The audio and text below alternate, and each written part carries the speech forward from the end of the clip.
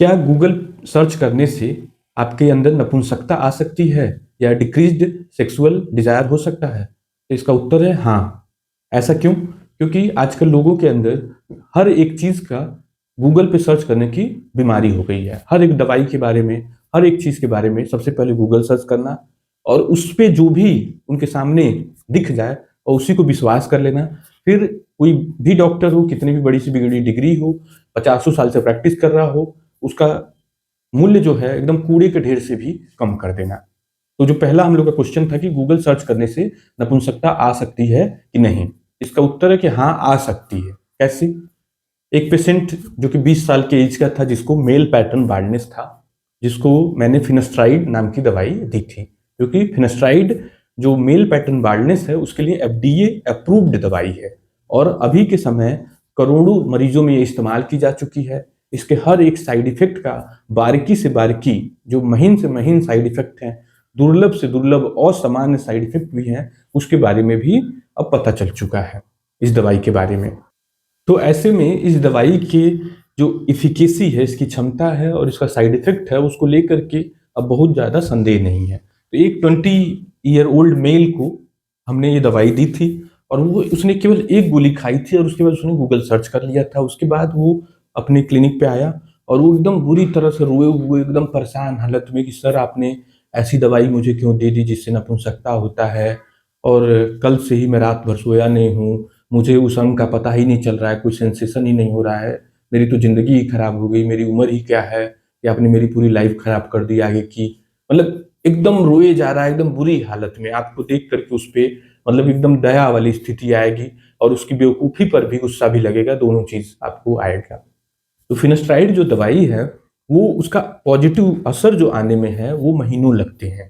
Finasteride दवाई की जो पॉजिटिव इम्पैक्ट है, और कोई भी दवाई वो आपके रिस्क और बेनिफिट रेशियो को देख करके ही दी जाती है और मार्केट में भी लाई जाती है। ऐसी बहुत सी दवाइयां बाजार में आई, फिर वो वापस चली गई जब उनकी वजह से साइड इफेक्ट्स ज्यादा थे। तो फिनेस्ट्राइड की वजह से पॉजिटिव जो बेनिफिट्स होते हैं उसको आने में व्यक्ति के महीनों लग जाते हैं। तो साइड इफेक्ट जो होती है वो बहुत दूर की बात होती है।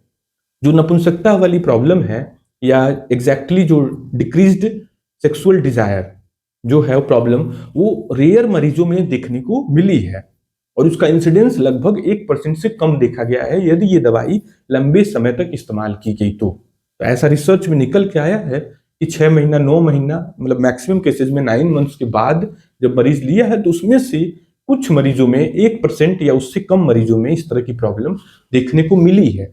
और वो प्रॉब्लम जो होता है वो टेम्पोररी प्रॉब्लम होता है। जैसे दवाई का फायदा भी टेम्पोररी है और असामान्य परिस्थिति में नुकसान जो आता है वो भी टेम्पोररी है। मतलब आपने दवाई बंद की और जिसको प्रॉब्लम हुई तो उसकी प्रॉब्लम पूरी तरह से ठीक हो गई, क्योंकि ये रिवर्सिबल इनहिबिटर है डीएचटी रिसेप्टर का। और हम लोग क्लिनिकल प्रैक्टिस में किसमें फेस करते हैं प्रॉब्लम?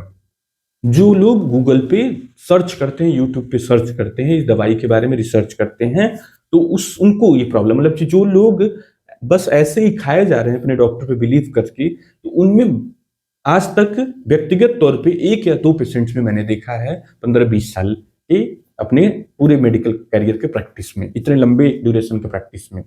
और जो मैक्सिमम केसेस जो आए हैं वो सारे गूगल पे सर्च करके, देख करके, और गूगल पे हर एक चीज आपको मिल जाएगी, हर एक चीज मिल जाएगी आपको, हर एक चीज। जैसे आप भूत खोजेंगे तो आपको भूत मिल जाएगी। और गूगल जो है ऑप्टिमाइज करता है आपकी साइकी के अनुसार, मतलब आप कैसे सोचते हो, कैसे सर्च कर रहे हो, उस आधार पे डाटा देता है। तो उस पे बेकार के, बिल्कुल ही फालतू इंफॉर्मेशन भी भरे पड़े हैं।